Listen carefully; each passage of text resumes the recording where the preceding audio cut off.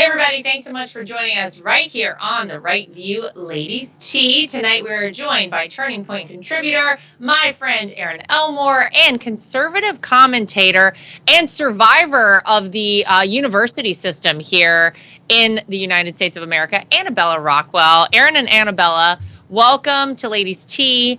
You know, I think for the past really month plus, we've talked a lot about the reaction from folks on the left and really from unsuspecting people who I never thought I would call anti-Semites, but really there's been a whole host of anti-Semites, especially on the left and really around college campuses. Annabella, speaking of, after the horrific attack in Israel by Hamas, and I often see these college kids, for example, out with signs protesting, and I'm like, first of all, do they know what they're talking about? Do these people have any idea? Are they really well informed on what is going on?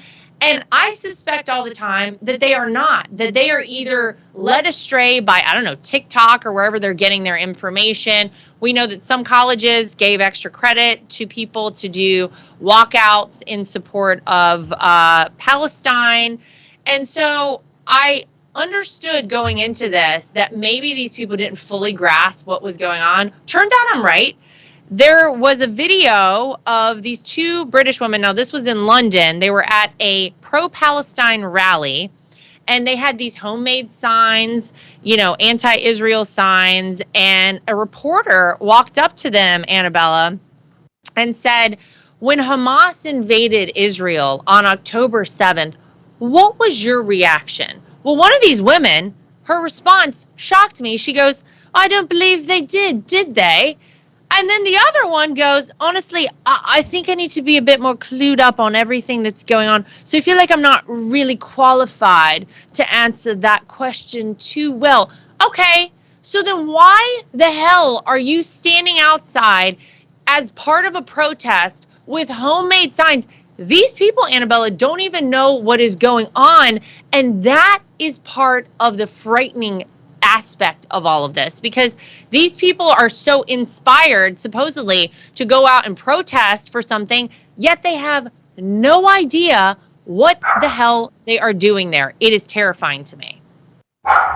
I mean, it just shows that the woke mind virus has gone global. The fact that they're in London and always that sandwich in the background. Sandwich. Yeah, we got a sandwich spotting. Sandwich is making an appearance. Always. We love it. I mean, for the people that are ignorant, they don't understand that they're supporting a global terrorist organization.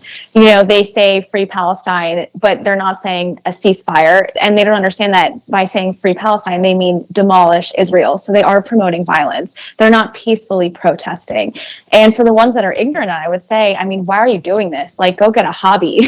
Why do you just jump on every political bandwagon and go out into the streets? And that's what they do. And you know better than anyone. I mean, I kind of introed you and said that you survived the university system, but really you were kind of turned into this, I don't want to call you a radical liberal, but I guess that's what you were at one time, right? When you were in college. And you and I spoke about this very recently on this show, and you basically said that it is a cult-like environment in college, and that you really couldn't be faced with any sort of truth because you just wouldn't believe it. So I look at something like this situation, Annabella, and I'm like, well, obviously these people are all part of some sort of like a cult-like situation. If you really feel strongly enough to go out and protest and make homemade signs, and yet you really don't have any information to back up why you're out there, I mean, that's part of what you experienced when you were at college not too long ago.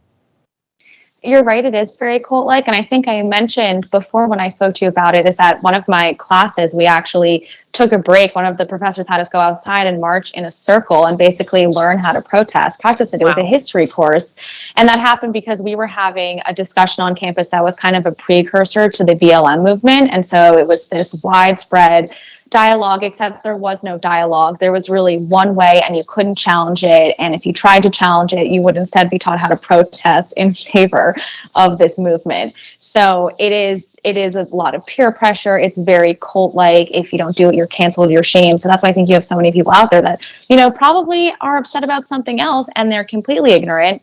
And the ones that aren't ignorant, I'd like to say, okay, if you're a woman, why don't you go and try to help Hamas if you're so supportive of this? Because in 2021, they passed that women can't travel without a male guardian. So, good luck. Good luck going over there. It's real, Erin. I see women like this who are out there and really have no idea what they're doing out there, no idea about anything, and it always is so apparent to me. We live in a time where we have such access to information, access like we've never had before, ever in the history of the world. If you want to learn about something and you want to gather information on something, there is no limit. You can go online, there's so many sources for information now. And yet I feel like people are dumber and more ignorant than ever before.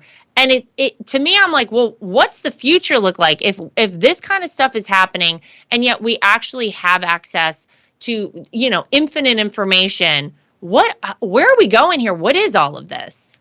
Well, people like you and I have access to information, but unfortunately, I think because we're conservative, we had to seek it out. And anti-Semitism as a Jew, I converted to Judaism, is extremely important to me. And it's terrifying to see that the Holocaust is barely in the rear view, and we have people that are so supportive of those kinds of behaviors. And it starts with our elementary schools. DEI has basically taken over as young as kindergarten. We know that the BLM movement was a Marxist movement. We know that the LGBTQ movement, we support those who identify, but the movement itself, the organization itself, is also Marxist. And that's what they're teaching our children in school. Ted Cruz was on Maria Bartiromo's Sunday show yesterday, and he had a great explanation. We've set up a world where there are the oppressors and those are who are oppressed. And they have decided that the Jews are the oppressors and the Palestinians are the oppressed. And they have taught these kids nothing but that framework. Mm-hmm. And when you just look at it through that lens, you don't understand what's actually going on. There is no such place as Palestine. There is Gaza and there is the West Bank. And that the Palestinians voted 70% for Hamas to be their political party. They were given Gaza in 2005 to turn it into anything that they wanted. They could have turned it into a beautiful utopian tourist destination. Instead, they turned it into tunnels to attack Israelis. And now we have a whole culture and a whole generation that absolutely has no understanding of the Holocaust or the atrocities that were committed against the Jews. And now anti-Semitic acts are being committed at like 200% increase in America right now. And it's really hard to conceptualize and accept every day. And I hate to bring politics into it, but the liberal Jews in New York and other large cities largely identify as Democrats. And if they're still supporting Joe Biden and this party, that's a real problem, because it can go back as far as, okay, Joe Biden shut down the Keystone Pipeline. We were energy independent. Now we are getting oil from places like Iran. We emboldened Iran by doing this. We also emboldened them by the hostage swap. So they realized, hold on a second, Joe Biden is not really a strong leader for America. He gives us a lot of leeway here. And that's why I hate to say, he is complicit for what's going on. And now we see the squad, we saw the censuring of Rashida Tlaib, and we need more of this because we have such a culture right now of Jew hatred. And I think every parent has to wake up and realize what their kids are learning in school and what's happening when they go to college.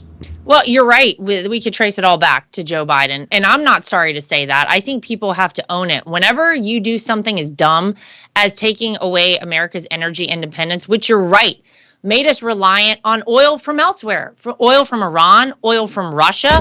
Think about the fact that we wouldn't see the Ukraine-Russia situation had that act not happened either. So you can go back and look at the fact that we're on the doorstep of World War III thanks to Joe Biden's absolutely asinine decisions as president of the United States. He has exuded weakness on the world stage. He allowed, of course, whenever we exited Afghanistan, he allowed terrorists to take $81 billion worth of military equipment and made us look like a laughingstock. So what do you expect to happen in the wake of something like that? these people are emboldened. They know now is the time. And so, yes, if you are a person who cares about making sure that we never see another Holocaust, that we are supporting our Israeli friends and you know, our strongest Middle Eastern ally, Israel, you care about shutting down anti-Semitism everywhere it is, you better take a second look if you voted for Joe Biden, because he has perpetuated all of this. You know, you talk about the schools, and that's exactly right. The schools are part of the major issue with all of this. There is a community education council. They call themselves the CEC for short. It's a government organization in New York City's District 14, Williamsburg and Greenpoint, Brooklyn. These are very, very liberal areas in New York. They helped organize an anti-Israel student walkout. Wow. I mean, this is a government organization, again, where the students chanted, and I wish I was making this up, F the Jews and Allahu Akbar, as they walked out of schools for, again, an anti-Israel protest. The irony, by the way, Annabella, of an educational council of some variety encouraging students to leave school for any reason at all, let alone for something as disgusting as this, is not lost on me. They also apparently sent out signs with "From the river to the sea, Palestine will be free." Wow. I mean, wait, I knew it was bad in New York. This is crazy. I'm sorry, I have to touch on "From the river to the sea," because I'm so sorry, because it really bothers me. That is not a cute slogan. That means you want to eradicate the Jews. Yeah. Okay? You want to eradicate them from the Jordan River to the Mediterranean Sea. It is nothing more, nothing less, actually a lot more. I digress. Yeah. It's basically saying you want to eradicate them. So this is not some sort of little slogan that's a battle cry. What it is a genocide. And when people chant that, it's absolutely disgusting. And if these people are here on student visas that are saying something like that, they should be removed from this country. In Williamsburg, Brooklyn, which you were talking about earlier, also has a massive population of Hasidic Jews that are already being targeted. And this is a real problem. What sandwich is all worked up over there too about it? She's not happy about it either. Hold on. We might have to, let me deal with that for a second. Well, Annabella, I just honestly, to know that, like, we talked about the fact that people unfortunately are not being educated in schools anymore. They're being indoctrinated in schools. And when you have a government-run educational organization like this, influencing and encouraging students to walk out for an anti-Israel protest, giving them signage, which with disgusting phrases like Erin just touched on there. I mean, this is kind of crazy. I actually don't know what would I do as a parent if I, God forbid, found my child in this district in Williamsburg or in Greenpoint, Brooklyn, and knew that this sort of thing was happening. What recourse do they have? What do you do? I think parents need to be up in arms. And if I just take a step back and think of the fact that it's New York. New York, I understand, is the largest Jewish population in the United States. I mean, so many immigrants came through Ellis Island seeking refuge from persecution in Europe. I mean, the fact that this is happening in New York City, that students can leave their classrooms and chant this, knowing that I think there are almost 2 million Jewish people living in New York City alone. I mean, many of their classmates have to be Jewish. Are they not like putting two and two together with the words that they're saying, and they're being told this, they're kind of being spoon-fed this. They're being given signs to go out. I told you they're being taught to protest. Mm-hmm. I think parents need to really look at it very clearly. Like, you might want to consider pulling your kid out of school if you can't fight it. I don't know what to say. I mean, divest. I think that the universities, people need to divest from the big universities. I mean, we see all this all over Harvard. All the Ivy Leagues are promoting this nonsense.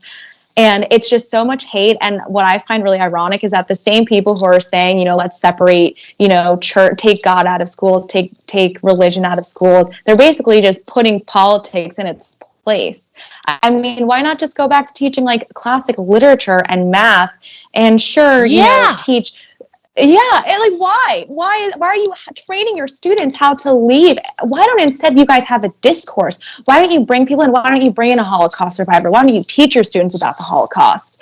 I mean, there are so many ways that schools could go about this in a productive way, and instead they're just inciting hate. And they are teaching students how to be social justice warriors. They're not teaching them how to be good citizens. They're teaching them how to cause havoc and chaos and destroy what we love and what we know. And it's really heartbreaking. And I think that parents, they can do something about it. They can band together. But if there's no changing the policies, like, you got to relocate. I mean, you have to put your kids in another school, homeschool, do homeschooling pods.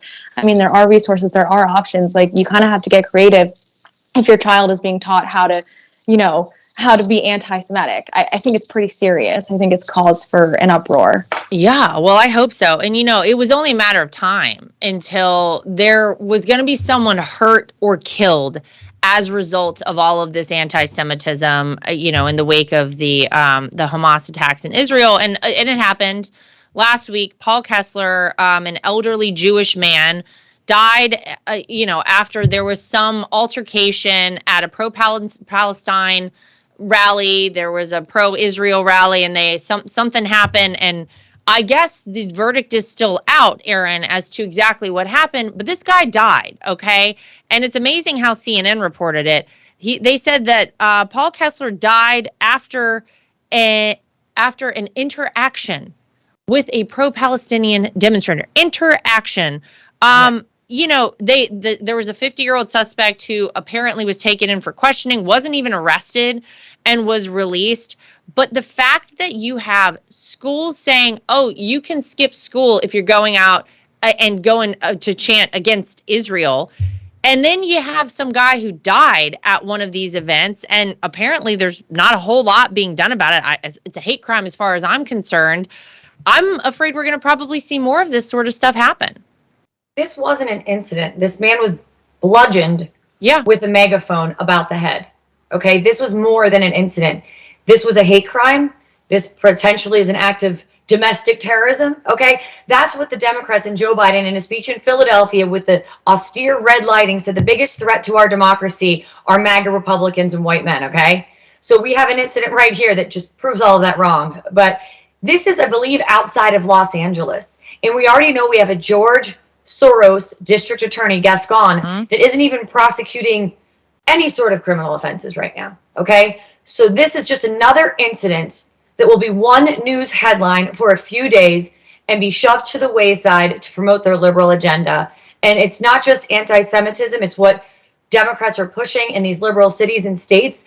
And everything has gone so far. When will enough be enough? How many people have to lose their lives? But we're seeing they keep electing these people. You pray for change, but praying isn't a political strategy. Hoping isn't a political strategy. We really need to do more, and educating our young people has to be part of it. Yeah, I mean, there's no doubt that whatever happened here was horrific. They say one video filmed at the scene and shared online shows Kessler lying on his back on the sidewalk with blood on his face and on the ground. He places his hands on his head as a woman with a Palestinian flag on her back and a man lean over him trying to help, the video shows. The footage does not show the altercation that led up to his injuries. I mean, a guy's bleeding from the head on the ground. I can't imagine that it was anything good that happened. We often worry about the way that the Democrats like to interfere in everything, get their hands in everything. And it turns out that we could see this week, there's a big vote with the FCC to vote on whether or not the Biden administration can take over every aspect of internet providers. And of course, this is in the name of equity. DEI, we were talking about it earlier. It's kind of frightening to think that the Biden administration could basically take control of the internet, Annabella. I can't think of what could possibly go wrong there. We had the disinformation czar. What was her name? Remember that one that they tried to throw at us, and people were like, no, we're not going after that. Online, a lot of chatter about it. The FCC is claiming the power to control every aspect of broadband infrastructure and the industry itself. To call it extreme or radical doesn't do this proposal justice. It includes price controls, forced build out of broadband regardless of return on investment, and more. So here we are in another space where you have the government overstepping their, anything they should be involved with. And of course, they're trying to claim that it's going to give broadband access to 42 million Americans who don't have it. Yet, what, we just all give up our rights in the meantime? I don't understand how this is supposed to work. It sounds a lot like communism to me. Oh, doesn't it? Imagine that. Laura, I just want to look at every young person in America and be like, this is communism. Your president is taking away your rights under the guise of inclusivity and equity. I don't even know what digital equity means. It's fake. It's not a real thing. It's not a real word. They're throwing out all these fake ideas, fake words, basically spoon-feeding people to convince them that it's for the greater good. Let's remember that this president gets bribed from foreign nationals and sells out access to the American people. Like, yep. Your government hates you. They do not care. This is not about equity for poor people to have access to the internet. Like, our capitalism works. It's crazy, as if they don't have enough power already, if they didn't get enough control with the Patriot Act. I mean, they really, if you think about it, I mean, to me, it seems like they just, before election season, they want to really hone in on security because they could just shut down everything, shut down Rumble, shut down Truth Social, monitor every single person who has accounts on those platforms. They can look at all your spending. They can look at who you're texting. I mean, there will be no privacy. And the fact that they would be able to just switch it off.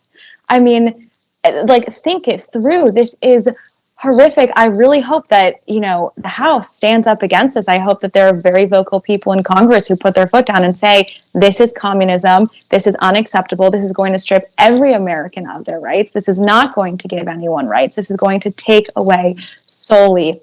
It is a very slippery slope. I think it's a very, very dangerous proposal. And I haven't honestly heard that much about it, which also scares me because it means it could just slip through really quietly. I'm so glad that you brought this up. Shouldn't we all be talking about this, Erin? Yes. This is a big deal. Yeah. Here we are. We're less than a year from, I'm going to argue, probably the most important election that we're going to ever have in this country. Because I'll be honest, if we do not win this upcoming election as Republicans, that's it. I don't know that we're going to have many more presidential elections after that, because the ship is sinking quickly. Like, we're going down in flames right now. We need somebody to pull us out of this. We know it's not going to be Joe Biden. We know it's not going to be Gavin Newsom, Michelle Obama, whoever they're going to roll out. But the idea that they're going to have basically full control over the internet, hold on. And right now in an election year, I mean, we understand how important a role the internet played, and certainly social media played, in the 2016 election. They didn't see Donald Trump coming. And honestly, I'm going to argue that it was one of our greatest tools that they didn't know, like, what a great kind of game we had on Facebook in 2016. Then you fast forward to 2020, and the suppression that then ensued of anyone who talked about the Hunter Biden laptop, which we know 1 in 6 people who voted for Joe Biden would not have voted for him, and Donald Trump would have been president of the United States had they not suppressed that story. That was all via the internet as well. This has huge implications. And let's be honest, once you give them control of something like this, they're not going to give it back and be like, never mind, we got the broadband access covered now for the 42 million. We're all set here. Just pack up shop and let's go home. I don't think so. Well, you were talking about Hunter Biden's laptop. Let's not forget that the FBI, Federal Bureau of Investigation, went to Meta knowing that the laptop was real, right, and told them that it was Russian disinformation to change the outcome of the election. That cannot be fact-checked false. That is true. But if you look at, although this is digital property, if you look at what happened in Venezuela before it went communist, or Cuba before it went communist, or in Iran before Sharia law took over, you hear people say, I had a farm, or I had a business, or I had a printing press, or an oil company, and the government came in and seized it. Right. Under what they want to do here with the federal communications provisions, basically within what they're trying to do here is a penalty that says they can seize your property. So they can potentially, take over the provider? How far does this go? Does that mean that the government now owns your business or can completely control your business? That is not how a constitutional republic operates. It's how a third world banana republic operates. And Isabella touched on this. She said this is communism. And I would argue it absolutely is communism. And this is how we obtain information in our society these days. We use the internet almost exclusively. So what does this say is going to happen? And as we already discussed, no one is really talking about this, and that is not an accident. I guess we all better brush up on the Dewey Decimal System and start getting back to libraries, because I don't know what's going to happen to the internet if we let this kind of thing go through. I'm gonna guess that the FCC, whoever is there, is probably some liberal hack activists who probably they're going to vote on it. Yeah, but they're all appointed by Biden. You know what I mean? During his tenure, he gets to choose his commissioners for the Federal Communications Commission. He gets to choose who they are. And as we've seen with Supreme Court justices or judicial nominees across the country, this is no longer middle of the road Democrats that he's choosing. He's choosing Democrat activists who are very far left. So we better leave it up to the United States Congress to stand up and do the right thing and vote on behalf of we the people. That's why we send these people to Washington, D.C. After all, God willing, I hope that they can get that together. Immigration, illegal immigration, huge problem. Obviously, it's been an issue in New York. And New York has been just completely inundated with illegal immigrants. They are sleeping out on the street. I mean, we're getting into like a cold season in New York right now, but you go down 6th Avenue to the Roosevelt Hotel. I used to live right up the street from there. And you just see people lining the streets because they have nowhere to put all of these people. There have been around 140,000 asylum seekers, they call themselves, although we know that probably all of that is complete BS. And all of these people come here and they have the opportunity to obtain work permits now, thanks to our government as well. Yet, guess how many, Erin, of the 140,000 asylum seekers have actually decided to go out and apply for a work permit? 2%. 3,200 of the 140,000 who are in New York have applied for a work permit. Okay, I get it. It's real nice whenever the government of America is paying for your flight, because, by the way, you can go to New York City and you can walk into a building there and say, I'm here illegally and I would like a one-way ticket to Morocco. I'd like a one-way ticket to the Maldives or to Thailand, and they will buy you a one-way ticket, because that's how desperate they are to get people out of New York. In this fiscal year, it has already cost the city of New York $2 billion to deal with this problem. They are trying to get these people out. Maybe you shouldn't have called yourself a sanctuary city. But Erin, why would these people want to work? We're giving it all to them for free. They have a place to stay for free. We're giving them food for free. Their kids are getting, educated in our schools for free. They're not part of our tax system. Why would they even bother at this point? I guess I'm not shocked that it's only 2%, but man, this is a huge issue. Well, yeah, of course it is. When you have a free house, free healthcare, free education, and a stipend and a cell phone, what do you need to go to work for? There's absolutely no incentive. And, we know New York City is a sanctuary city. We also know that they have vaccine mandates. So all of my friends in New York, and yours as well, too, their children had to be vaccinated to enter school. But when the illegal aliens came here, there was no such requirements. So that's really difficult and a double standard. But we see these sanctuary cities, now they don't want to be a sanctuary city anymore. I also read a headline this morning. Chicago has taken in about 20,000 illegal aliens, and the conditions there are so bad that they are going back to Venezuela. That is a real headline from this morning. But you can't have this much of an influx into our country. Our infrastructure just can't support it. But I also say to these liberal cities, Massachusetts, New York, Illinois, you have voted for this. The people of these places have voted for these people, and now they are up in arms. All we can hope is in 2024, they say we've had enough, we're voting Republican. Well, that's what I want to ask Annabella. We talked about this recently. You still have a lot of friends who are very liberal, who really never got themselves out of that mindset, kind of like you were indoctrinated into in college. Do you ever talk to these people about this kind of situation? Because I got to tell you, you cannot walk down the streets in New York City and not notice what is going on. As a taxpayer in that city, if any of your friends live there, they've got to be pretty pissed off about what's going on because, man, that city is in shambles. Yeah. And yet they have taken on so much because of stupid policies. Like, do you think they get it? It's hard not to just say, surprise, surprise, you reap what you sow. Like, of course, this is happening in New York. I think a lot of people that are in the liberal mindset, they're still very much in denial. And they think that the premise is, oh, well, these people need to be here. We need to help them. We have so many resources, even though, Americans, veterans are committing suicide all the time. We have people dying of fentanyl constantly, yet let's house 150,000 people who don't want to work, who probably don't really need to be here, but obviously they're going to come if it's free housing and we have all these incentives. I think that a lot of people are still in denial. That being said, I think what we really need are these so-called, moderate or common sense Democrats. They need to be the ones to really step out into the forefront and say, look, the leftist part of this party is insane. They are pushing for communism. Like, this is not common sense, because there are still some people that are, maybe more moderate, but they cling to that identity of being a Democrat because they think if you're a Republican, you're evil.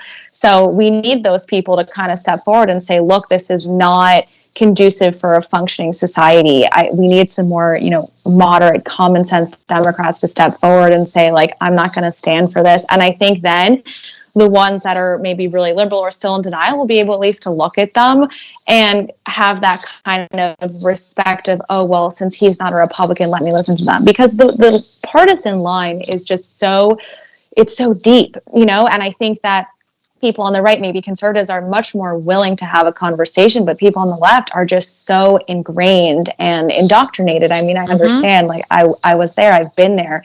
You have to really claw yourself out of it and kind of unpack every single idea, and you really have to humble yourself. That's why I think we need some people that are still, again, maybe more like common sense Democrats. Not that I think that exists. It's an oxymoron. Well, some would argue that Joe Manchin is one of those common sense Democrats, and it's funny because he said he's not gonna seek another term. And it's interesting to me. You've got Joe Biden, who's not looking so hot. We got bad polling for old Joe, Erin, and I don't know. Maybe Manchin thinks he could be a common sense Democrat for whom both Democrats and Republicans would vote. I wouldn't put it past him to jump on in this race. What do you think? Well, I think that West Virginia is a very red state. Yeah. And the only thing keeping him in the middle was he wanted to keep his seat. And the only reason why he's not running now is because he's got a primary contender, I believe the former governor of West Virginia, who's going to snowball him. So actually, that wouldn't be a primary. It would be a Republican challenger. But anyway, I don't trust Joe Manchin or his intentions at all. Perhaps a third party sort of independent candidate, but that's not going to take any votes away from President Trump. It's only going to hurt Joe Biden. But I don't think Joe Manchin is as sincere as he comes across to some people, because he's just trying to stay moderate in a very, very red state. So that's about it there. It shows you how much things really have shifted, though, because West Virginia, you have all these blue collar kind of union jobs, I suspect, in West Virginia. And at one time, it really was a blue state. These are people who voted Democrat. But all of a sudden, this party fully left them.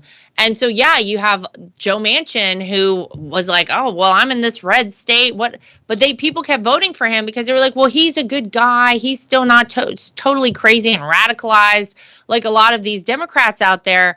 I don't know. Annabella, do you suspect Joe Biden makes it to Election Day 2024 as the Democrats' candidate? Because I got to tell you, I have thought from the very beginning, no chance. No way. No, not optimistic for him. It's like Weekend at Bernie's. It is. Well, it's been Weekend at Bernie's from the very beginning. But the problem they have this time is you can't hide Joe Biden in a basement.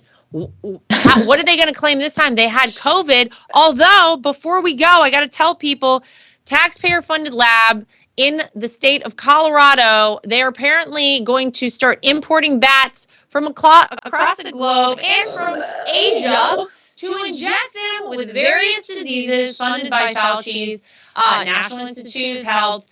A shocker there. They have a 14,000 square foot facility costing the taxpayers $12 million for this. I don't know. Seems like a bad idea to me, Annabella. I feel like maybe we should have learned our lesson with experimenting on bats. And by the way, if we're going to do these experiments, can't we find some sort of like an island set up somewhere where you contain it all there? Why are we doing this in Colorado in the middle of the country? Really? I think your island is a good solution. I'm going to tell everyone, go look up the hashtag Fauci lied, dogs died. We already know that Fauci has a gross history of animal abuse, so I don't know why we're going to give him access to any more. And I mean, my feeling is, they're going to bring all these diseases here. So what? They can just create vaccines for it and be in the pocket of Pfizer and just, have a whole nother rollout of control and mandates and money. And it's always, to me, it's always at this point, follow the money. And it's a shame that I can't trust, any of these programs anymore, but I just don't because of what we went through in 2020. Erin, So maybe that's this my this feeling. is the plan. Maybe this is part of it too. I don't know. Crazier things have happened. This is my first question. Do we not have domestic bats that we can use? Why do we need the Asian bats? What's going on? Why are we getting those? I mean, basically, this is saying we had bats in China that created one of the worst pandemics in the history of our country. Bring them here. Bring them to I America. have an idea. Let's get more of those bats and emulate that whole entire thing here. Went This really sounds well. like a wonderful idea. I don't know who thought of this. It sounds like a Babylon Bee headline. Right. Honestly, what could go wrong? It is very, very frightening. Yet here we are. We've got Joe Biden about to take over the internet. We're bringing Asian bats in to do experiments in the middle of the country. We just better hang on. I hope we can make it to November 5th, 2024, ladies, because God knows it can't come soon enough. That's the day that we kick out the Democrats and Donald Trump becomes president-elect of the United States, again, God willing. Annabella and Erin, thank you both for joining us here for The Right View. Ladies Tea, we appreciate you as always. And to everybody at home, make sure you like, subscribe, share, and follow. And we will see you back here next time for more of The Right View.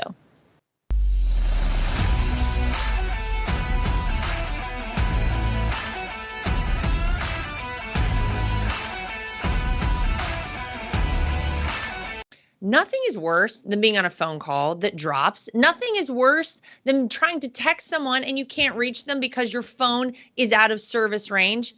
And nothing is worse than supporting these major corporations and companies who don't support us. That is why I love Patriot Mobile. They are America's only Christian conservative wireless network. They use every cell tower out there available to all networks so that they have the greatest 4G and 5G coverage nationwide, and they support the causes that are important to us as conservatives. If you go today to patriotmobile.com/Lara Trump and use the promo code Trump, you will get free activation today. Again, that is patriotmobile.com/Lara Trump. The promo code is Trump for free activation so that you can get a great cell plan and feel good about doing it. So I'm like a lot of people. I love to wear an Apple Watch, but I hate how it looks. And I scoured the internet to search for the best looking Apple Watch cases I could find, and I found it. goldandcherry.com. They have absolutely beautiful watches, as you can see here.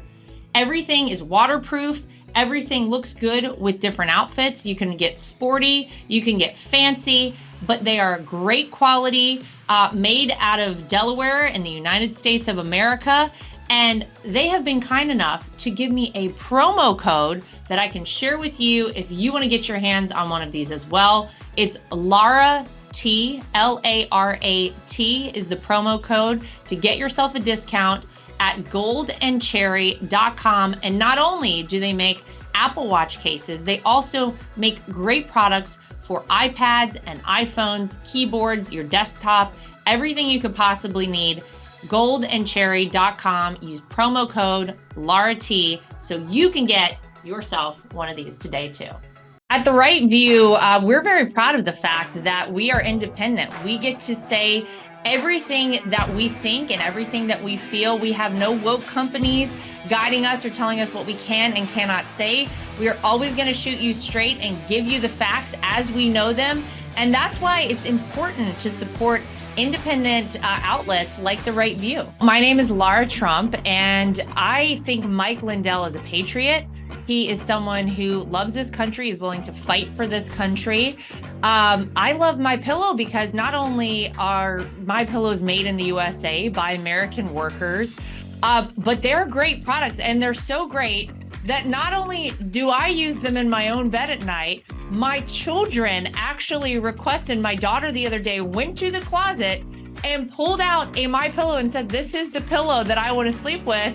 And I gotta tell you, she loves it and will have nothing to do with any other pillow. So it's a big hit around our house. My dogs also happen to sleep on MyPillow dog beds. So all around the Trump household, we're big fans. If you go to mypillow.com today and use promo code Trump, again, promo code Trump, you will not only save money, but you will help us continue this show and other shows like it and help us continue the fight for the future of America. Inflation has impacted all of our lives. I don't think anyone can go to the gas pump or the grocery store without noticing that it is a major factor. And unfortunately, it's not going anywhere. It doesn't seem like it's going down in the way that we would like it to. And one way to protect your money is by investing in precious metals, gold and silver. That's always been a great way to make sure that you keep your money and you keep it safe. When you go to bh-pm.com, use promo code Trump. That way, if you decide you want to invest in gold and silver, you'll save yourself a little bit of money. We live in a time that's very interesting. A lot of us out there feel like a lot of our rights are slipping away. And if you're like I am and you want to have the right to choose whether or not to have a vaccine, how to live your life freely, and you're looking for a great doctor, I've heard amazing things about Dr. Sherwood. He's somebody who you should really check out and check into, and it'll help support this program and keep us going. So go to sherwood.tv and use promo code Trump. Again, sherwood.tv and use promo code Trump. You can save yourself some money and help us keep our program going.